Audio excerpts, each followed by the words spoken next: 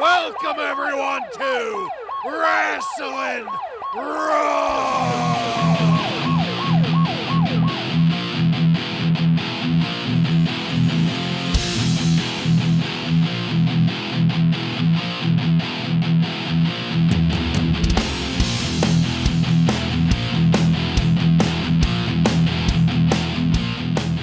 You're listening to Wrasslin Raw, the podcast that takes you back to when the new generation took over the WWF. Thank you for joining us. You're here with Ryan Arico. He never said hello to me. He's one of my favorite WWF superstars. Joe Gimateo. You know, by the time the Survivor Series is over, we may see Shawn Michaels get beat up by 9 guys again. Who knows? I'm the one and only Jason Bartlett, and we're going to examine WWE history one episode of Raw at a time. But first, a special service announcement from Wrasslin Raw's own Joe Gimateo. Joe, what do you got for us here? Well, we updated our listeners about the situation with the WWE Network switching to Peacock here in the States last week, and the switch has sort of happened. The WWE Network is still an option for now until April 4th. So what we have found out is that our wonderful Raw episodes from 1995 are not up on Peacock yet, and we have no idea when they will be there. We are hearing that it will be sometime before August, right? That's what I've been hearing, yeah. But we have found our ways to watch these Raw episodes and still deliver you a new podcast episode every week. So that's the good news. And Ryan, do you want to maybe explain who is going to be hand delivering those episodes? Sure. I just want to let you all know that we have an inside guy. We're just going to call him B. Didensky, but he's giving us some free Coliseum videos that are going to keep us going through this lull of Raw episodes until they add them up. So no interruption. We are going to continue as usual. It'll be MOM, not Men on a Mission, but the Mayor of Merchandise. And just so all of our listeners know, this is very hush-hush, under-the-table stuff, so if anybody tracks down Barry Didensky and asks him about it, he's going to deny it. Absolutely. And you'll never hear us mention this again in the future. So. And congratulations to all of our listeners outside of the States, because you still get the full benefits of the WWE Network and don't have to deal with this change. So congrats. Yeah, you don't have to grab a ride along the Jolly Roger to continue watching. Oh, man. Well, you know, once a wrestling company goes public, the sky's the limit as far as the earnings potential there. And once there was an option to perhaps license stuff to the Peacock, I'm sure there was nothing but money being thought about over at Titan Towers. So fuck them for that, is what I'll say. But thank you, Barry. Yes, but thank you, Barry. And you know Coliseum what? video. Such a true gentleman to be helping us out with this. Really, just, I can see why he got reelected mayor of Merch. Yep. How he so quickly recovered from that power bomb to infinity. All right. Well, in this episode of Wrasslin Raw, we're going to be talking about the Raw that aired on November 6th, 1995. This Raw was recorded at the Keystone Center in Brandon, Manitoba, Canada, and features Vince McMahon and Doc Hendricks on commentary. Are you guys ready? I'm ready. Yes. All right, then let's get into it. In one single instant, Ahmed Johnson went from relative obscurity to the stuff that legends are made of. And we got a nice view of Ahmed Johnson becoming a fucking legend, putting an actual hip toss on a 3-ton piece of meat. No, not a hip toss. It was a body slam. It was a full body slam. I'm just forever shell-shocked by Luger's performance on the Intrepid, coming in on the helicopter. Anyway, this week on Raw, Henry Godwin might get slopped, and Jerry Lawler is apparently going to be bringing foreign objects into the ring with them. So I honestly can't remember. Either this is the first time we're getting pre-recorded video from the episode, as part of a teaser trailer at the beginning of the episode, or I'm having some kind of stroke. What do you guys think on this? I noticed it too. It had to be a first, and I hated it. Yeah, agreed. All right. Well, I'm glad it wasn't just me, because whenever I was doing my notes here, I was watching it and just wondering what the fuck, because then also in what is possibly my ongoing mental deterioration, new clips seem like they've been added to the Nitro Light intro. Most disturbingly, a quick view of Doc Hendrix dressed like and dancing like a sleazy lounge singer to the theme music that stood out like a sore thumb to me, and somewhat enticing in some weird way. Which, by the way, Joe, I see what you're saying with that Peter Gunn theme. That's not the song that I originally was thinking of whenever I made the comment that it sounded like they ripped something off. But you're right, that chugging riff, it sounds like they took Peter Gunn's theme and spiced up the chorus and distorted and electrified it a little bit. Well, we can't spend too much time talking about this intro stuff because we need to get into our first match of the night. The British Bulldog with Jim Cornette defeats Marty Jannetty by pinfall in 10 minutes and 43 seconds. The difference in sound quality between the Bulldog and Gennetti is still very striking on this entrance music. It sounds like an actual royal procession for the Bulldog, and it sounds like a VFW parking lot for Gennetti. Fitting. Yeah. So I decided at the outset here that this match was going to be a fresh and fair evaluation of Marty Jannetty. I was going to deliberately put aside my preconceptions and the stigma that gets attached naturally to the broken spines and VFWs and lawsuits and tassels and shitty entrance music and all that is Marty Jannetty. I wanted to give Marty a fair shake, in other words.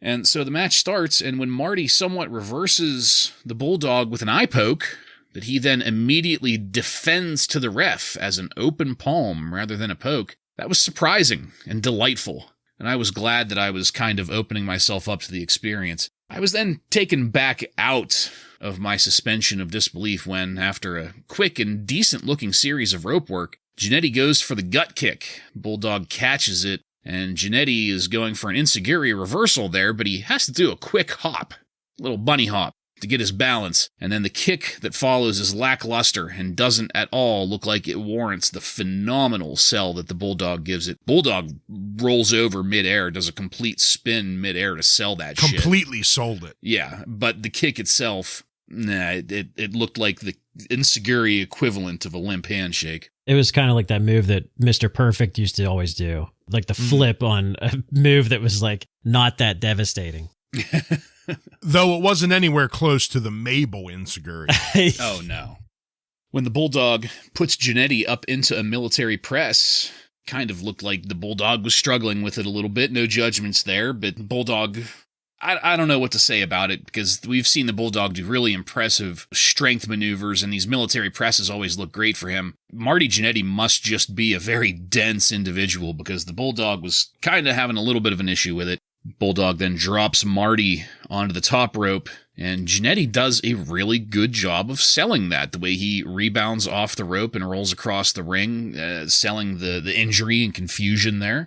We end up getting a picture-in-picture of Clarence Mason updating Mr. Cornette on the status of their objection to Gorilla Monsoon's ruling re the Bulldog's championship match. And Mr. Mason, he's stating that the Bulldog will take on the winner of the Bret Hart Diesel Championship match. So I do look forward to that. I did not care for any of Gennetti's rallies out of the multiple headlocks. I am not sure what we were doing with that. Typically, the headlocks are a way to stop and take a breather.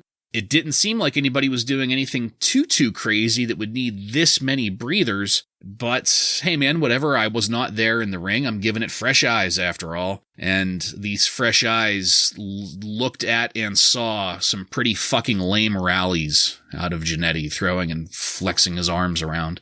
Ordinarily, I try not to pay attention to commentary any more than I have to with this. I focus more on the action so that I can relay it here in my breakdowns. But I just have to say that Doc Hendrix was doing really well here, pointing out that the Bulldog has been keeping Gennetti from doing anything high-flying, to which Vince replies, "Uh-huh. Did you see last week?" I liked the brief, keyword brief, interference from Cornette. This is the kind of heel manager interference that I like. Brief. He steps in to kick Gennetti while Marty was down on the outside. Gennetti's move from the corner. I'm not sure what it was called, but it was like a flip-over diamond cutter. That did look good. And as always, the Bulldog's power slam to finish the match looked great. And that puts an end to it. We get the 1, 2, 3 on what was, admittedly, a decent match out of these two competitors. Ryan, what did you think of how this turned out? Yeah, I'm in agreement, and I'm going to start off with saying this is probably one of the more entertaining Gennetti matches we've seen since we've started this. I mean, it was nothing great, and most of the credit goes to the Bulldog, if not all of it. But, credit to the Bulldog. This was a pretty good match to watch. I also loved Gennetti starting with that eye poke. I was a little confused. It's a straight-on heel move, but, so that was a little bit odd, but it was entertaining. And I had to mark the Bulldog sell of that. I wouldn't say completely botched, but tripped enziguri. You got to give the Bulldog credit for how much he sold that. I mean, he looked like he got hit by a freight train. I hated when Clarence Mason came in. I just, not that I hate Clarence Mason, he did a serviceable job here. I just hate split screens during matches, especially when it's not just showing us a highlight of a move that happened earlier in the match. When it's a actual split screen that we're going to try and ignore the match and talk to someone, it's just, you can't pay attention to both, it's just impossible. So that's a shame. Save Clarence for after the match or before, not during. Outside of being pretty entertained, I was a little annoyed with the amount of chokeholds. I mean, there was, 4 or 5 of them? Yeah. I guess when you have someone like the Bulldog, he's a big powerhouse and he has these quick spurts of energy. I guess maybe he needs to take a little bit of breather after that. He is a big guy. So I don't know if that was the reasoning for it or if it was only to try and give Marty these rallies that were a little bit lame. They weren't great. But the Diamond Cutter DDT or whatever that Marty hit, that did look nice. And the Bulldog, really, really sold it well too. And then it ended, kind of how we expected it. I have to say that I was a little bit surprised. Like last week, we all talked about this match, kind of dreading it, and it turned out much better than I expected it. I did not go into this with fresh eyes. I am sick of the push that Marty Jannetty is getting. The Bulldog had tassels on, so there were about 6,000 tassels in the ring. Oh, God, it was tassel overload in this match. Clarence comes on and tells us that the British Bulldog will face the winner of the championship match at Survivor Series.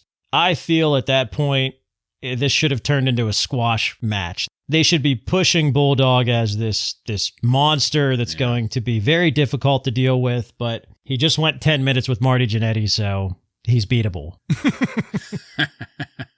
So I got a question for both of you.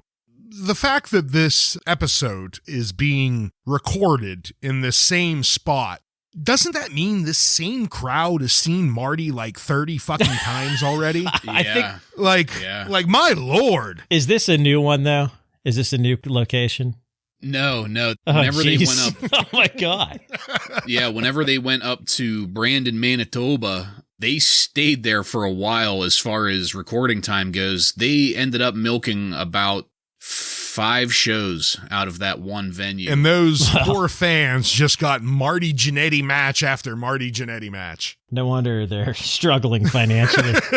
Yeah. I think, and I could be wrong about, I don't know why I want to say this, but I think they cycle in crowds. Like I think they run the event all day long, but they sell multiple sets of tickets. But we saw those same Gold Dust college kids. They were still in the crowd. Oh, yeah. See, I didn't notice that. I don't know. I mean, maybe they just stayed. True. Maybe a lot of people will stay, buy multiple tickets and stay all day. Let's just assume they're seeing Marty Jannetty 4 times in one day. Wow. You could only get away with it in Canada. Yeah. They're too polite to get up and walk out. Yes.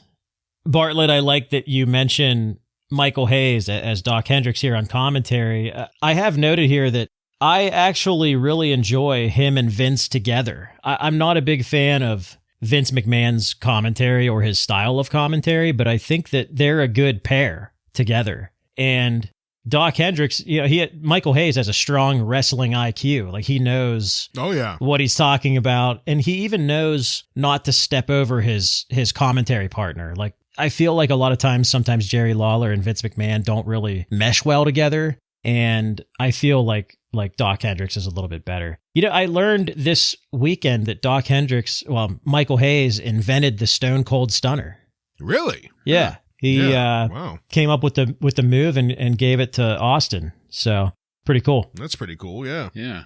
Did you guys notice when Marty Jannetty rammed his shoulder into the post and how shitty it was compared to Bret and Owen Hart?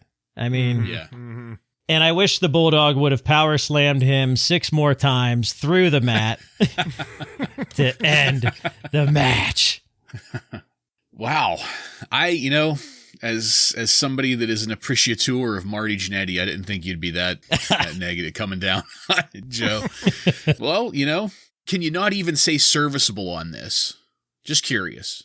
It's serviceable, but I don't need to see him every single week. You're right. I don't think he's disagreeing with us about the actual work in the match. It's just the whole situation of Marty getting this push, and I kind of agree with him on that. Oh, I absolutely agree with that, too. These poor Goldust groupies. I mean, they're just, it's like torture. How many times could these Canadians see Marty Jannetty? I mean, come on.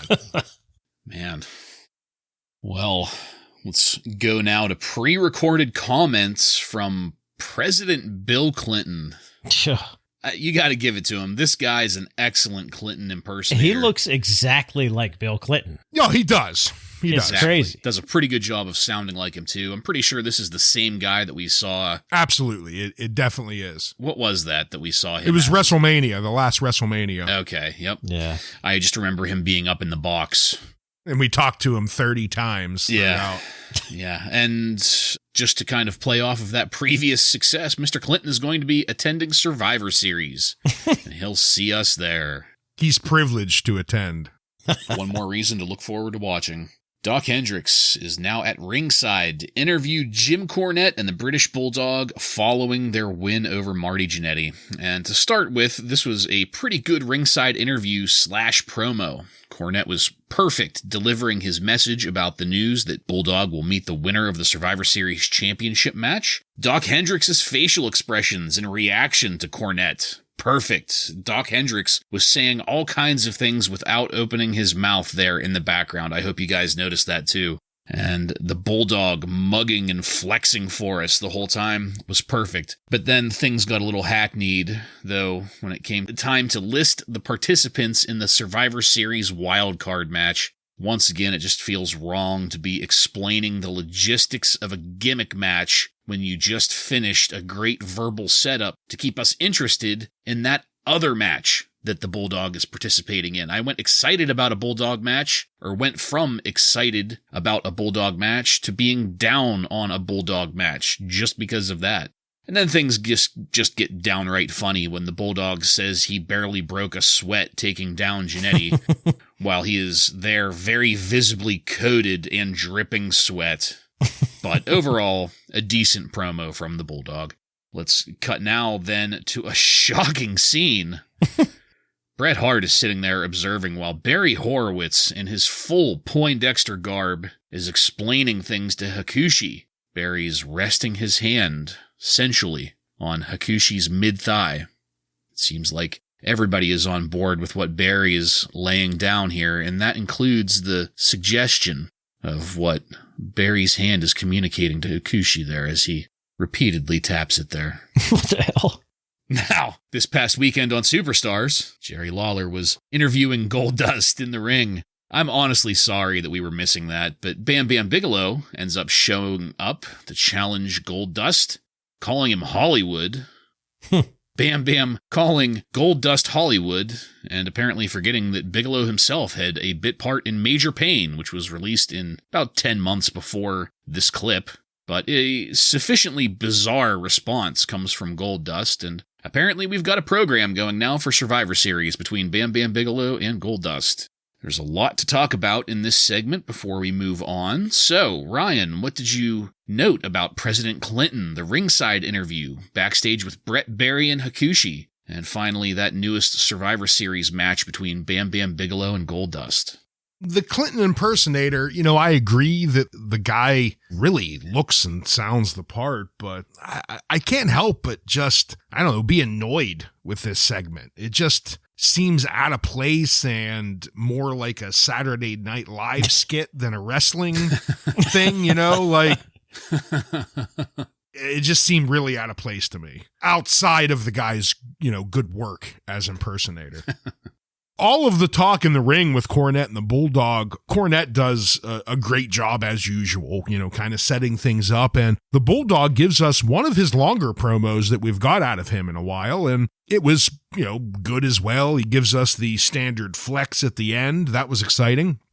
Then we see Poindexter Barry Horowitz, after this scene and a little bit later on, I think we're full on into the Poindexter gimmick, unfortunately.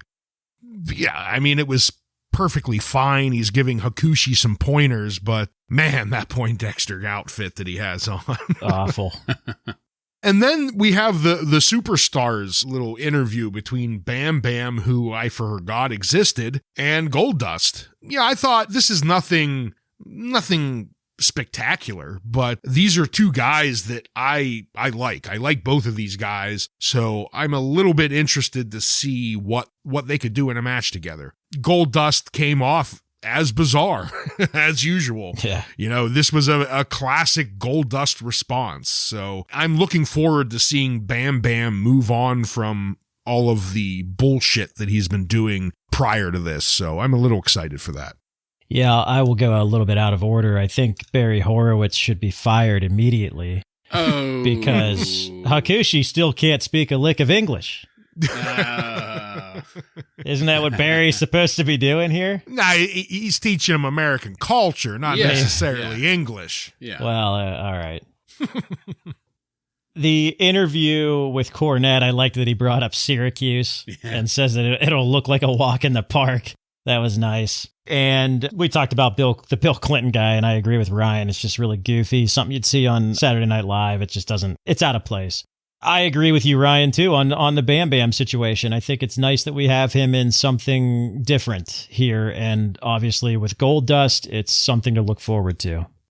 I agree with most of what you guys are saying here. The one thing I wanted to ask, though, and somebody please correct me if I'm not remembering this correctly, but I know Scott Hall was one. Wasn't Bam Bam Bigelow another one that you hear about in shoot interviews that was uncomfortable working with Goldust because of the potentially homosexual interpretation you could give to the gimmick? I have nothing to add to that. I never heard that. I don't know.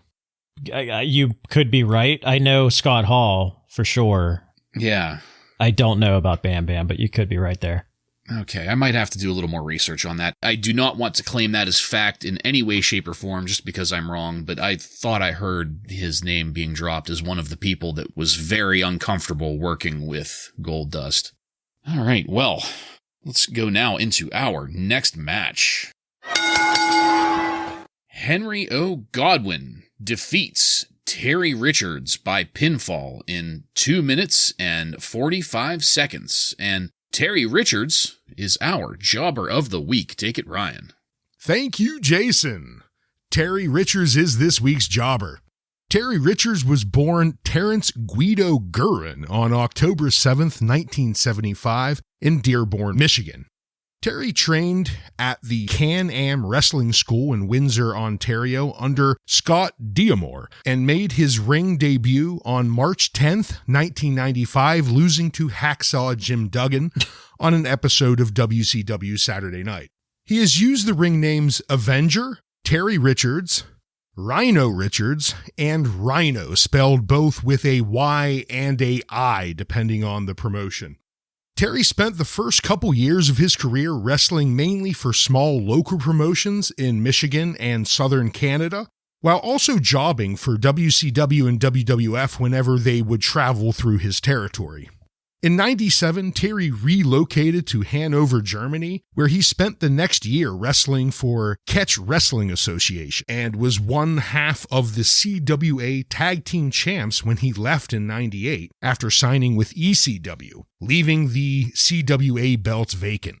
Whereas last week with Balls Mahoney, I talked about him kind of being a star for ECW, at least a upper mid-carder guy. Rhino, on the other hand, was a bona fide superstar for them, being billed as a super aggressive, unstoppable powerhouse from the start. He immediately was thrown into a feud with the tag team champs Tommy Dreamer and Raven, and then he even went on to win the ECW Television Championship in early 2000, defeating Tajiri.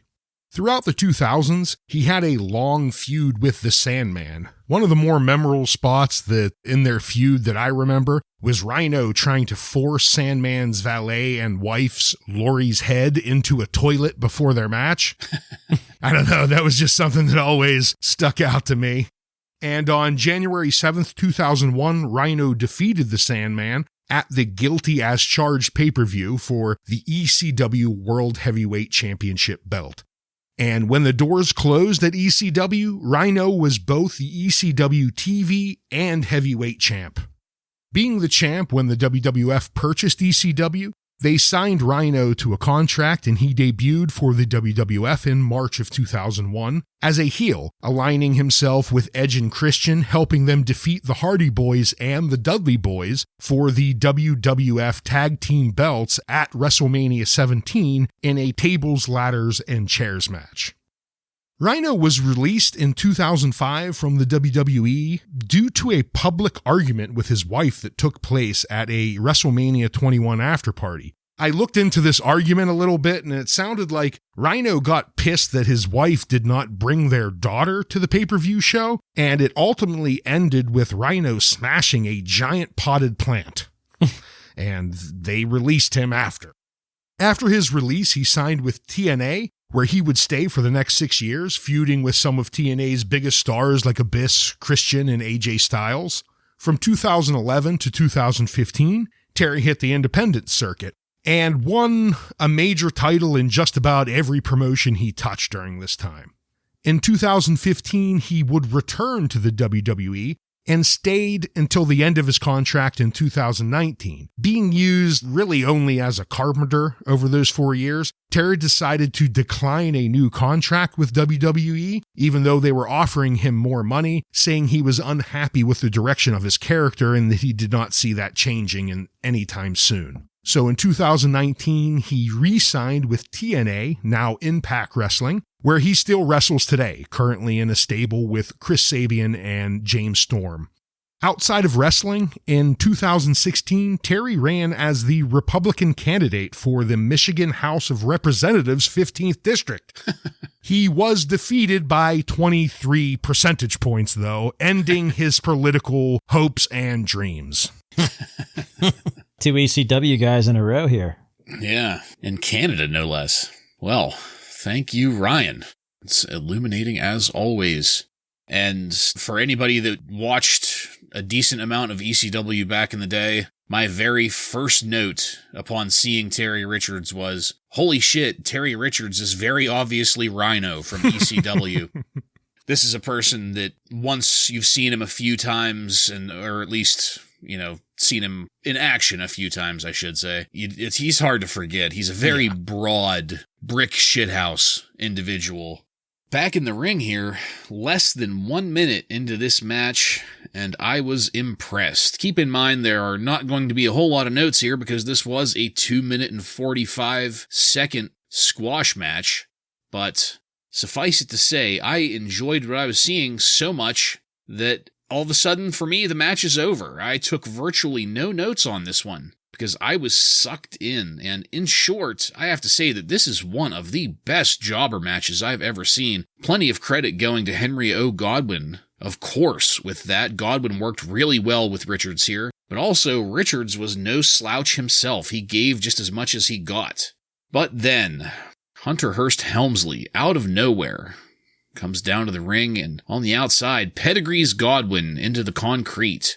and then in true haughty form, puts on some dainty gloves to grab the bucket and slop Godwin with his own slop bucket. Helmsley perfectly selling the gimmick as usual. So, all in all, I'm really interested in what's going on here, not so much because of the ham-fisted allegory of class conflict, but because of what I know about both of these workers. I think we can get some great matches out of Godwin and Helmsley in the future, but this match, again, a great jobber match. Joe, what did you have on our Godwin match here, but then also the immediate aftermath with Hunter Hearst Helmsley? Well, first off, I am a moron and had no idea this was Rhino. I just did not pick up on that when watching. And it was probably, I guess I was maybe just half paying attention. But another interesting thing is I didn't know he was from Michigan.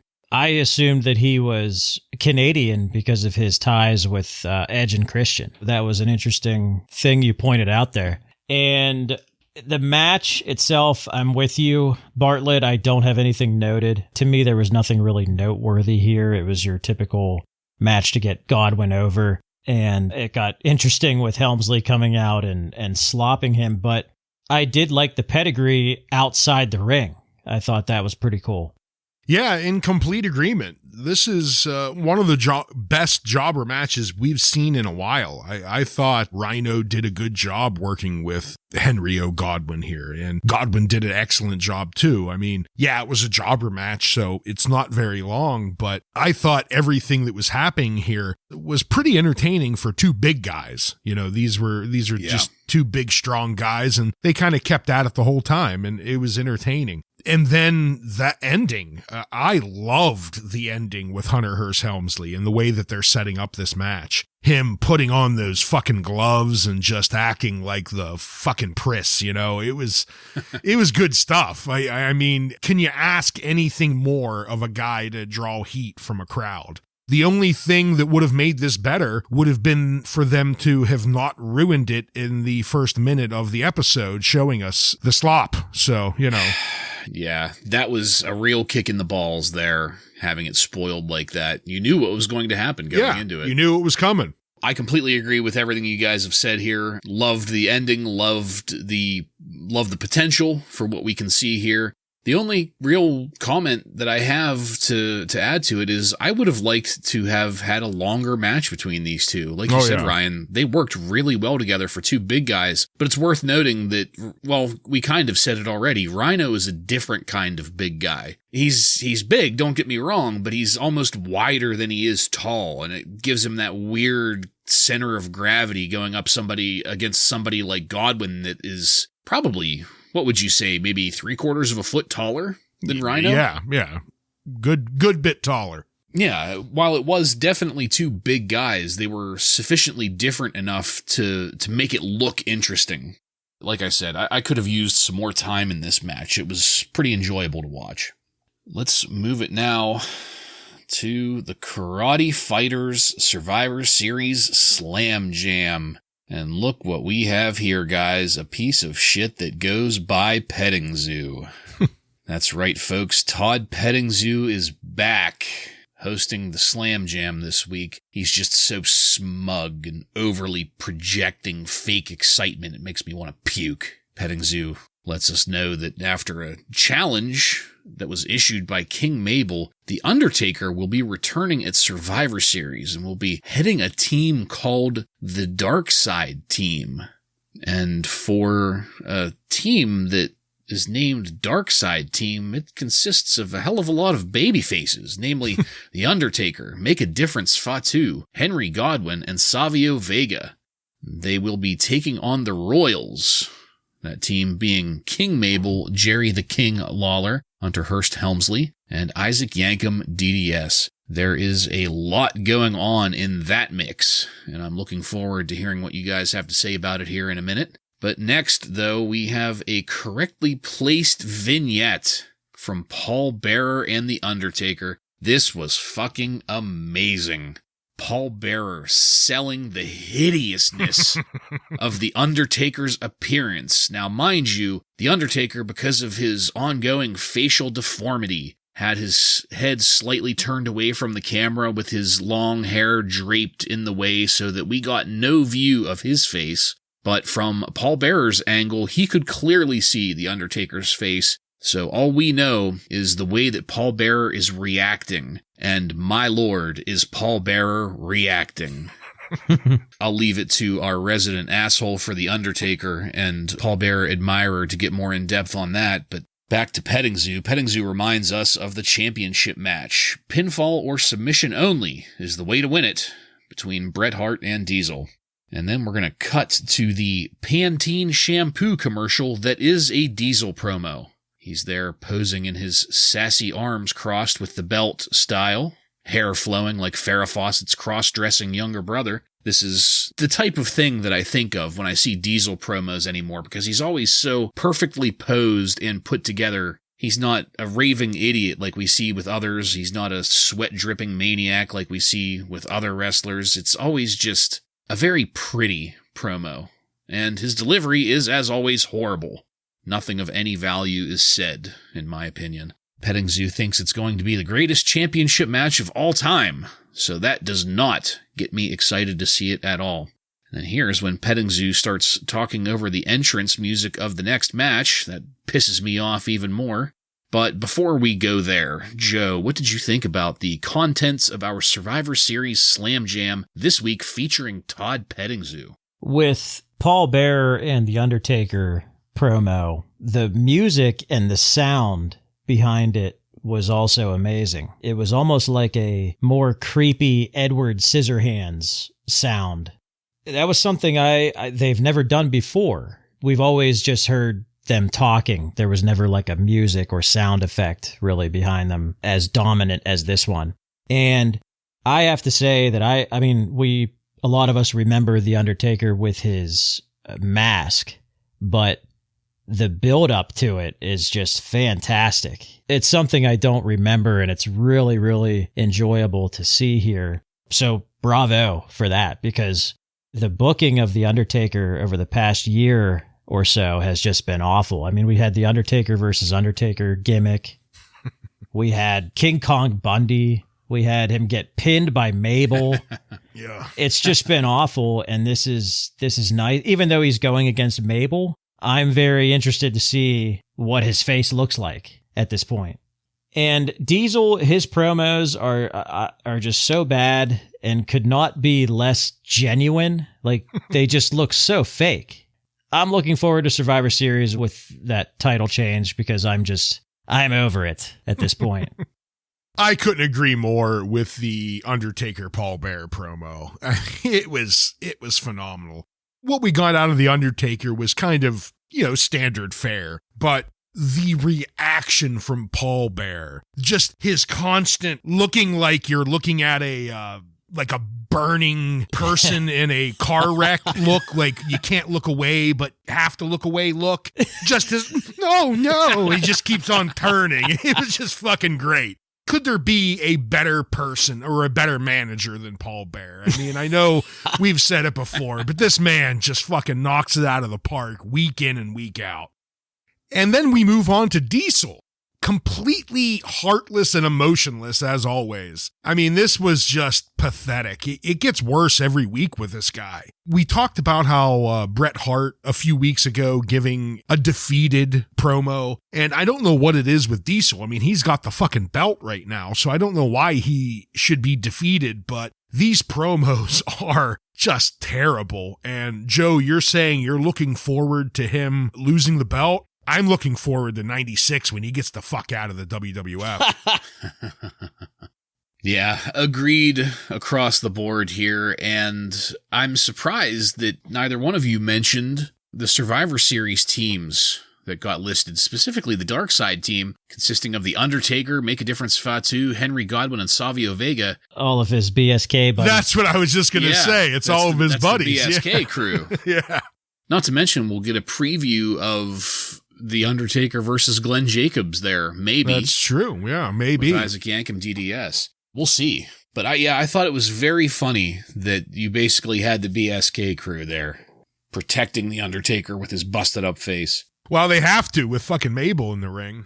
At least it makes sense, too. He's not just coming out with an American flag jacket randomly and joining some random team. I just think it's funny that they call it the Dark Side team, and meanwhile you've got Make a Difference Fatu and Savio Vega, who are some of the most energetic, brightly colored people. Not a single dark person other than the Undertaker in the team. Yeah. I mean, you could kind of make an argument for Godwin, I guess, because of his original heel nature. Maybe. But at this time, is there really any character that is dark other than the Undertaker? I mean, we have bad guys, but is there anyone actually dark other than him? Yeah, I don't think so. Now that I think about it. Yeah. I don't think so either. Not until we get Gangrel and that type of shit in there do we get some other dark characters. Yeah. All right, well, we're going to go now into our next match. Kama with Ted DiBiase defeats Tony Roy by pinfall in 4 minutes and 32 seconds. My first reaction here is that, holy shit, Tony Roy looks like a roided up version of the band Chicago's drummer, Danny Seraphine. That first scene of Tony Roy posing, go and search an image of Danny Seraphine 1970. It's the exact same thing, except roided up. Better hurry up. You're not going to get many views of Tony. And hey, it's Barry Didensky. Excuse me, Barry fucking Didensky. My bad. And he's going to be doing something nice for the fans of the World Wrestling Federation after they unanimously voted to powerbomb him out of existence. And it's a gallon Ziploc bag full of 1,000 WWF madcaps for $21. My God, I was blown away. What did he figure that to? 2 cents per madcap? Dirt cheap. Good Lord, they're still making a profit on those things at that price. Vince lets us know that we're expecting a phone call from Shawn Michaels, and in doing so lets us know that the Kama match won't matter at all. To highlight that, let's take a look at Yoko getting body slammed by Ahmed Johnson, rather than anything going on in the ring here. The match hasn't started yet officially, but it's just funny that everybody's in the ring ready to go, but they're standing around getting ready to wrestle while we are spending time going back and looking at these video clips. Unfortunately, the slow-mo version that they give us of Ahmed Johnson body slamming Yoko, it shows Yoko clearly jumping into it. I don't know if you guys noticed that, but Yoko's big ass was in the air before Ahmed was able to get a good grip on him. There's nothing wrong with that. They shouldn't have showed the slow-mo. Yeah. Let me rephrase it that way. They should not have showed this because it kind of breaks kayfabe a little bit. It kind of gives you a view of the way it was being worked. And in live speed, it looks fine. So why not just show it like that again? But while, it did give us that little peek behind the curtain, it also did show us that it was a legit body slam. Ahmed got damn near full rotation on Yoko before putting him to the mat, so that did make me happy. There can be no qualms or quibbles about whether or not this was a body slam that count. That was a fucking body slam. The match finally does begin in the ring, and it is horrible. Tony Roy not looking good here at all.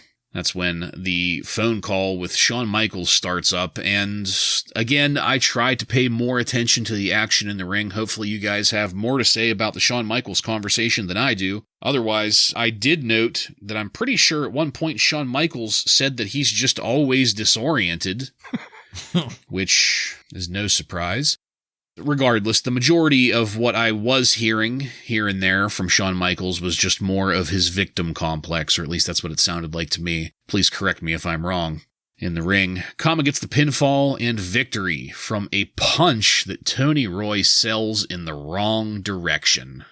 Ryan, what did you think of this match? Well, I mean, I'll start off with Barry fucking Didensky. You might as well start off the highlight on of the match. On a highlight, yeah. Right?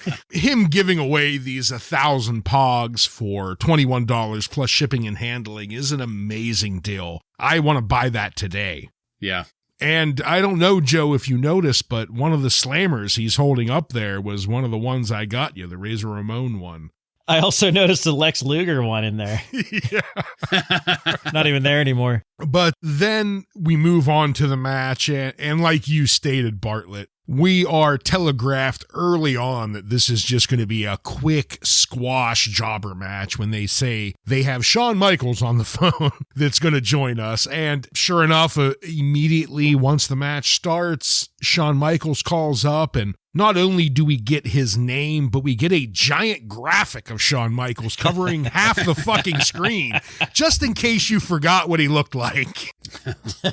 And at this point, half the screen's covered up. It's tough to pay attention to the match. So let's move on to this call with Shawn Michaels. And he sounds not quite as down anymore. He's still heavily playing up the victim complex, but he doesn't sound quite as down as he did in the last few interviews we saw from him. Kind of sounding like his old self again, but he brings up that everyone's against him and that the Gorilla Monsoon's against him and the 9 guys attacked him. And of course, Vince plays into his victimhood, as Vince likes to do.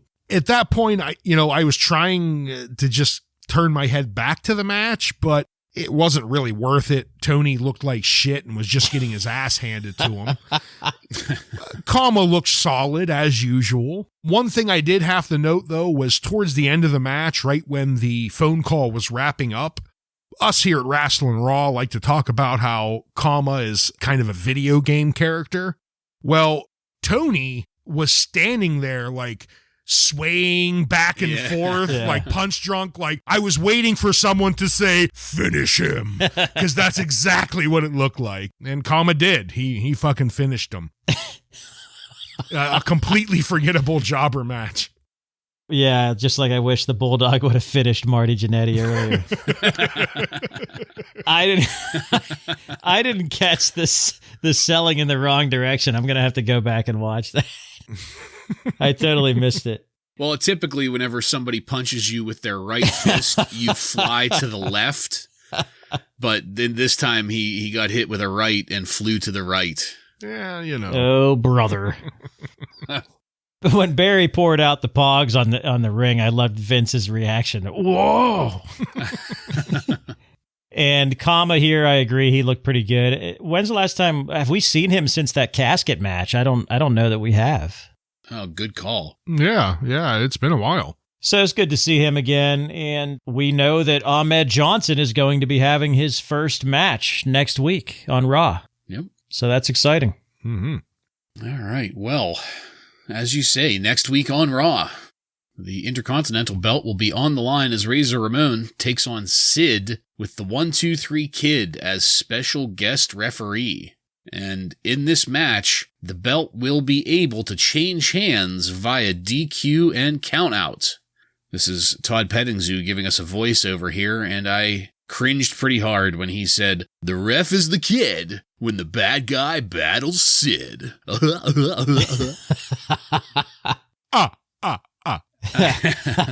1, 2, 3. I had to note that, it's odd that all of a sudden that match is happening. I almost forgot about that one time that Sid almost had a match with Razor, but now Sid gets an Intercontinental match with Razor. And also, the belt can change hands via DQ and countout stipulation. And there's also the Kid as a special guest referee going on. There's just it's weird. These things going on. That's a lot of stuff for a Raw match. I mean, nothing can happen with that, right? I mean, no. It's just Monsoon wanting to entertain us. That's all. There couldn't be anything possibly happening behind the scenes with that. The people's president. Yeah. We'll find out what Ted DiBiase is cooking up. What? No. Is he going to be there with Sid? Does Ted DiBiase still represent Sid? I think he does, technically, right? He's behind all of this. He designed all those pogs, all 1,000 of them. Don't forget we still have Santa Claus that he's behind. Oh, my. That's coming up in just a month. That'll put us in the holiday spirit. Yeah. Ugh. All right. Well, while entrances are starting already for the upcoming match, we're going to cut over to Pettingzoo once again. This time he's giving us his Howard Cosell impersonation to set up a karate fighters battle between Bart and Billy Gunn. Billy Gunn is the winner to start here, and when Bart requests a rematch, Bart gets the win. And that's about it. It still looked fun as hell, but you know what? The Smoking Guns are only a little bit better at karate fighters than they were at fucking madcaps. Before we head over to the main event, Ryan, what did you think about that Razor Ramon match with Sid for the IC belt with the Kid guest refereeing, and then the epic karate fighters battle between the Smoking Guns? There's a whole lot of stipulations on that match. I don't know. It just sounds like a pay-per-view match. It doesn't sound like a Raw match with special guests, referees, and no DQ or countouts. But based on what we've seen out of Sid in the past, I'm not looking forward to it. It's a shame to say, because there's things about Sid that I love. His wrestling isn't one of them, sadly. So you want more stipulations added to take your mind away? I guess. Let's add some more stipulations, like no Sid wrestling. Someone else has to wrestle for Sid. Yes. Maybe let's do that stipulation. But so that match, I can't say is going to be great. At least I don't think there's a good chance of it. The Smoking Guns, I completely agree with you, only marginally better than when they played with the Madcaps. I want to see Barry Horowitz with Hakushi. That's what I want to see. That was a much better karate fighters matchup as far as I'm concerned. Yeah, best 2 out of 3. Yeah. I like the karate fighters commercials. I think they're pretty cool and pretty well done. The Sid and Razor Ramon match, I think that what has Sid done to earn this title shot? I guess he's owed that from before. I don't know. Why is the Kid the ref? Who knows? But it's where it belongs, which is on Raw and not on the pay-per-view, because we know it's not going to be great. So it's nice that they're doing it on Raw rather than a pay-per-view. Yeah, agreed here. And first off, agreed with the karate fighters thing. More and more, I kind of want to see what a used set of those things goes for on eBay. I've already checked. You're looking at about $30 to $40. A little steep for my taste right now, but we'll see what the future holds. That's for the 2 set, though. Oh, okay. Both fighters. Well, it wouldn't be very fun with just one. They sell many fighters, if you look. Oh. Yeah, okay. yeah. There's many different fighters, and that was the whole deal. They wanted you to buy the new fighters or the different fighters, kind of like a video game. Oh, okay. I gotcha. Well, still, though, anyway, I'll just move it on to this other match. The fact that they're pointing out, and first of all, Joe, complete agreement. Where's the lead up? Where's the build up to this? What the fuck? Out of nowhere, you say that you guess Sid is owed this. Like, I don't see that. Are you joking when you say that? Because I don't think Sid is owed shit. Well, in real life, no. But didn't they do some bullshit where he had a match and then they just Gorilla Monsoon just took him out of the match or whatever? And yes, you are correct. Yeah, because of his injury. Yeah. Okay, I suppose. It was against Shawn Michaels a way back, right? Right. At the pay-per-view. It was we got the ladder match instead. That's right. There is a legitimate claim to this match. Technically there is, but there's been no promos. There's been no mention of any of this up until just now when the match is already set. What the fuck has Clarence Mason been doing aside from, advocating for the Bulldog? He could have been advocating for Sid too on this one. So the other thing that really just throws me off with it is the stipulations. They clearly state and make a point of stating that the belt can change hands via disqualification and countout in this match. Those are the stipulations, and there's also a special guest referee, regardless of who that ref is. It's like, how can you not smell a rat coming? Mm-hmm. I'm not trying to skip ahead or anything. I did not look forward to see the results of the match. It's just, it really seems like this match is kind of stacked against Razor Ramon. I mean, I don't know. There's a whole lot of extras to not assume there's not going to be some foul play here. Yeah, if we are fans back in 1995 watching this as it is being released, like, how could you not look at this and say, well, that doesn't seem right? Especially since the last time the 1-2-3 Kid attempted to be a referee, fucked everything up, which they did mention in this little breakdown here. Anyway, with that, we will go now into our final match of the night. Isaac Yankum, DDS, and Jerry the King Lawler defeat Bret Hart and Hakushi. Hakushi's there with Barry Horowitz by disqualification in 12 minutes and 53 seconds. I don't know what the hell the deal is with Barry Horowitz constantly groping Hakushi, but he can't keep his hands off of him the whole way down to the ring, down the entryway, and at ringside he had his hands all over him. Hakushi was looking great at the start of this match, and you know what? So was Isaac Yankum and Bret Hart. The leaping missile drop kick over the top rope into Yankum from Hakushi, that looked great. That was a fantastic move. I didn't really note specific moves here because between the three of them, Hakushi, Bret Hart, and Isaac Yankum, when they worked interchangeably, everything they were doing looked very good. Something that did not look good was Jerry Lawler's mullet.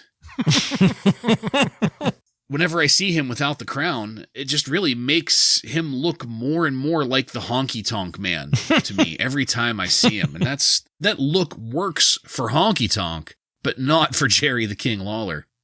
I thought that I was going to be really up on this match, and I was at first, and then Lawler was tagged in.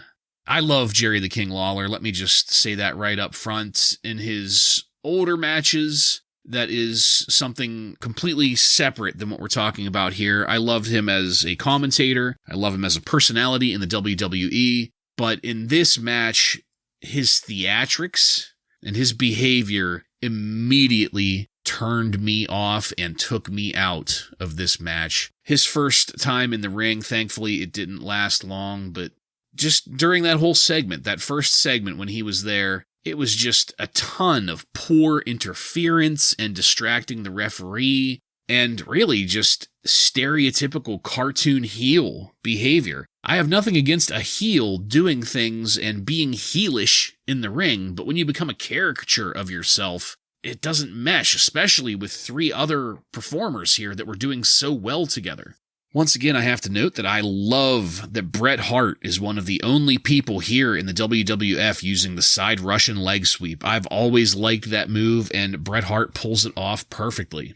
Bret gets Yankum in the sharpshooter, and then shenanigans begin as Lawler attempts to interfere with a chair. Horowitz jumps into the ring to stop Lawler, and that's where the ref catches it. Horowitz draws the disqualification win for Lawler and Yankum. Somehow, we immediately get word from Monsoon that the referee's decision is final. That's per Doc Hendricks on commentary. There's a commercial break to pitch the WWF World Tour de Force, and then we come back to ringside to get a final review of our match card next week. Henry O. Godwin versus Hunter Hearst Helmsley. And Vince gives us a patented yeah as we get a replay of Godwin getting slopped earlier. Razor Ramon will be defending the Intercontinental title against Psycho Sid with 1-2-3 Kid as special guest referee. There's going to be a face-to-face interview between Bret Hart and Diesel and Ahmed Johnson's Raw in-ring debut. And we finish up the episode with video clips of what's going to happen next week on Raw. Really flaunting the pre-recorded nature of the show. Now, no wonder Eric Bischoff decided to pounce on that. They practically served it up for him. Joe, please get us talking about that final match and the way that Raw ended tonight. I forgot this match was happening when it started. I totally forgot about it. Like when they started coming out to the ring. That just shows you how excited I was to see this. And the Poindexter gimmick, Ryan, you mentioned it earlier, and I gotta say, it's just really disturbing to me as well. It ruins him. Yeah. They had a good thing going that they created themselves organically, and they ruined it. Yeah. They were like, oh no, we have to change him. It's unbelievable to me. And that's just really a shame. As far as the match itself goes, Jerry Lawler, I agree with you with the goofy antics. Bartlett, I'm not a fan of that, but best pile driver in the business, Jerry Lawler, for sure. Yeah. If he just would have went for the cover-up. Yes. Right.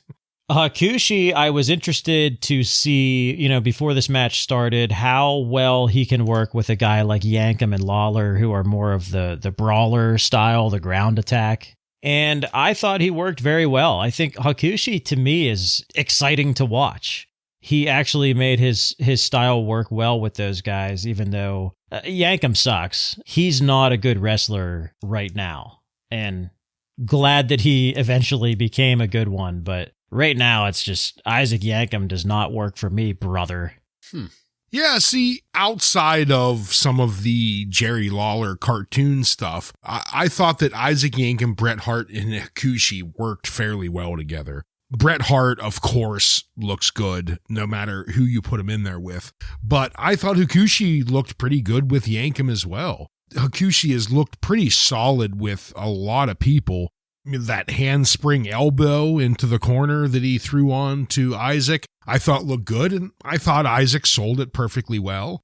And I also liked a little bit later in the match when he tried to go for it again. Isaac played that he's catching on to what his opponent does, and right before Hakushi was able to connect with the elbow, he flies out and clotheslines Hakushi right in the back of his head, stopping the clothesline. So I thought Yankum actually had a couple decent looking moves here. And then Lawler comes in and he does his cartoon shit, but like you said, Joe, one of the best power drivers in the business because they look good and we get two of them. Just annoyed that he doesn't decide to go for any type of a cover-up. Yeah. What the hell? You're a complete veteran here. Cover him the fuck up and win this match. Stuff like that just kind of takes you out of it a little bit.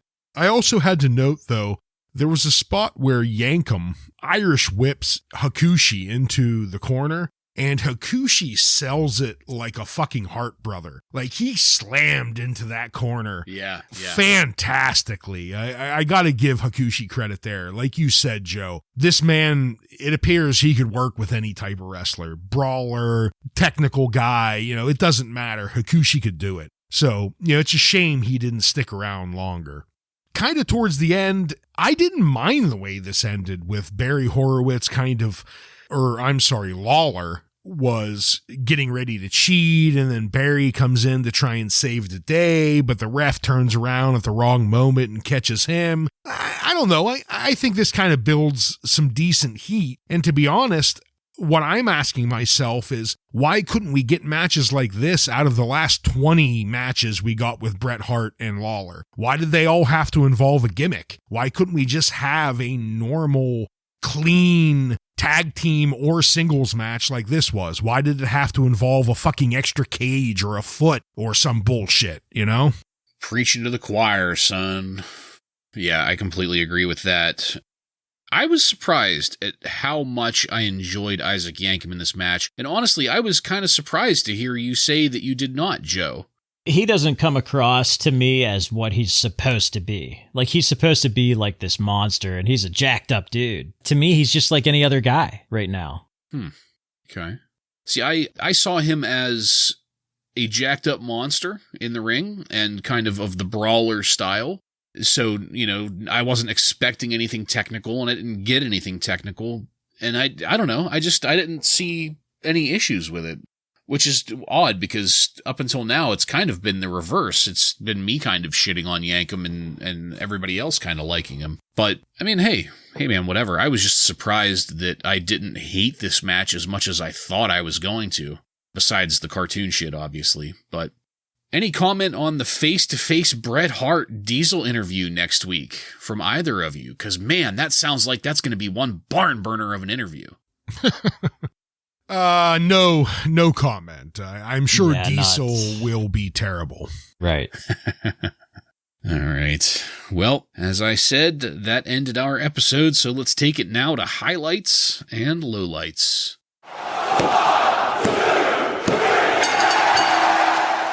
Ryan, why don't you go first for this?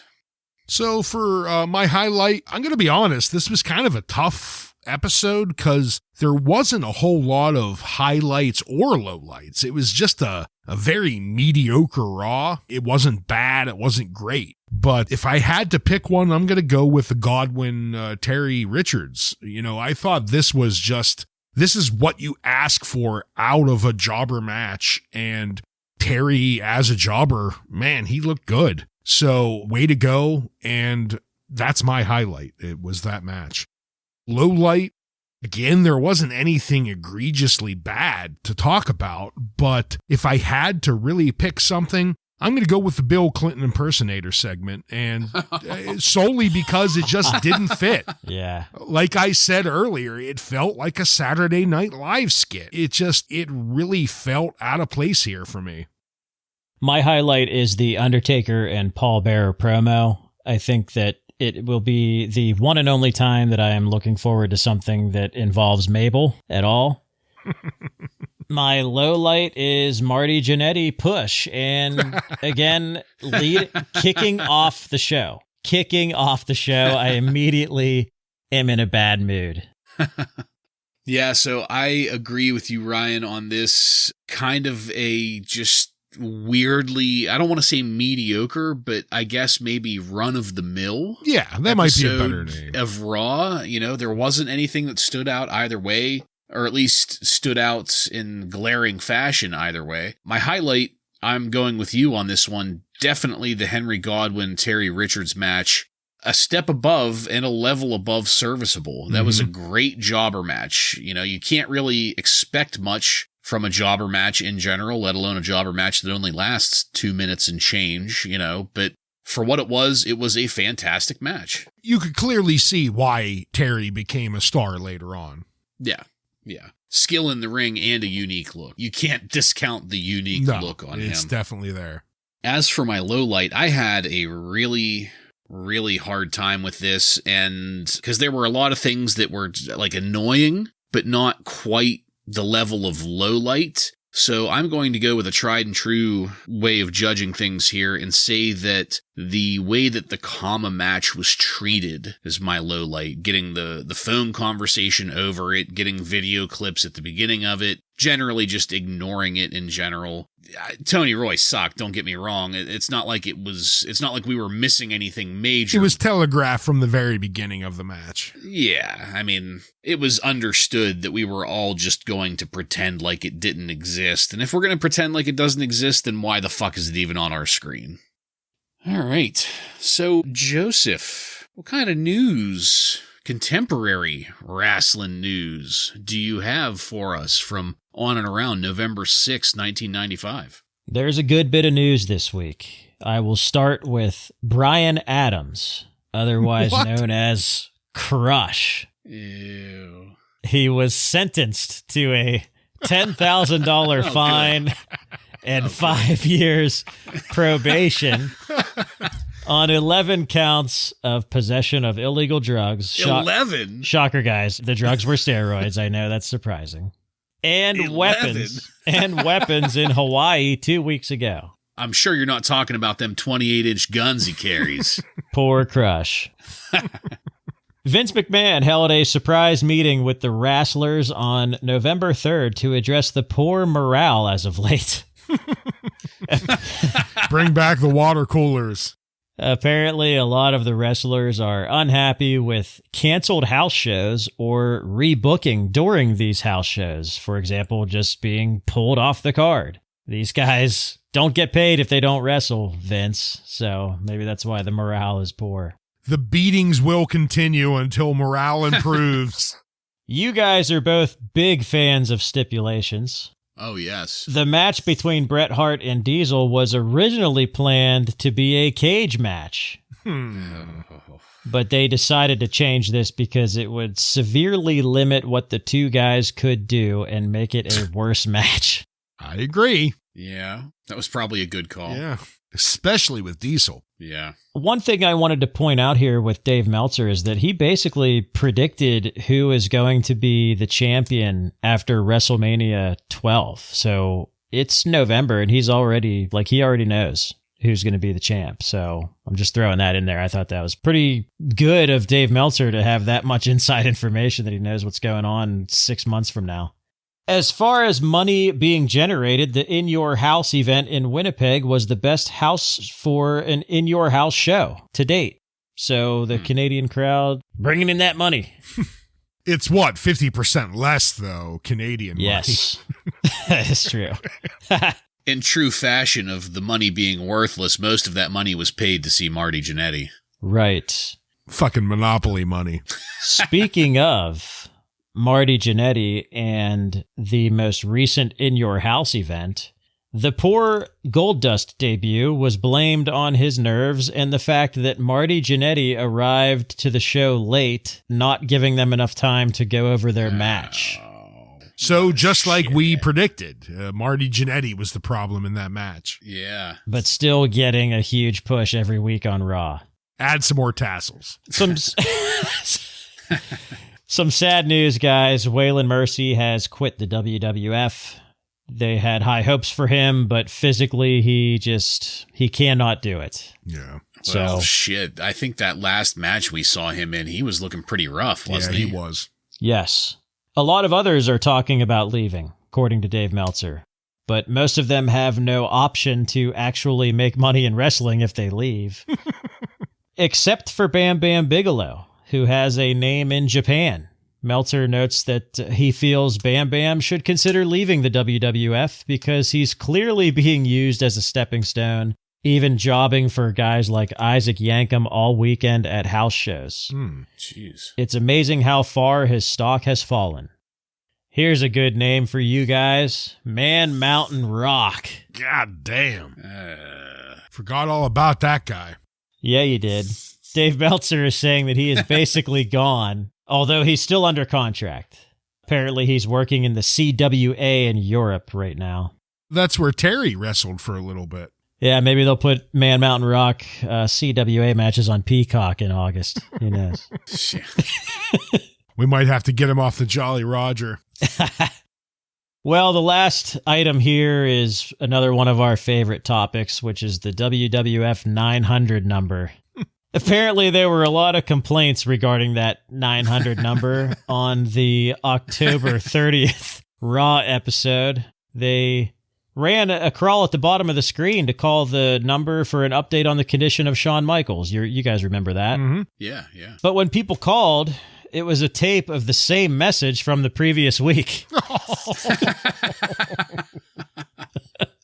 Oh, man. Shameless. What a fucking scam. And that is all. Shameless. Good God. All right. Well, thank you, Joseph. Enlightening as always. And that's it, folks. We're done with this one. I want to thank you again for joining us. And if you like what we're doing here and want to connect with us, you can find us on every major social media and podcast subscription platform by searching up the handle Wrasslin Raw. That's WRASSLINRAW. While you're there, don't forget to click subscribe to get every episode of Wrasslin Raw coming to you every week. Give us a 5-star review and let your friends know about the fastest growing wrestling podcast in the world. Next week on Wrasslin Raw, we're going to take a look at the Raw that aired on November 13th, 1995, with matches featuring Roy Raymond, Ahmed Johnson, and many more. So, for Joe and Ryan, I'm Jason, and this has been Wrasslin Raw.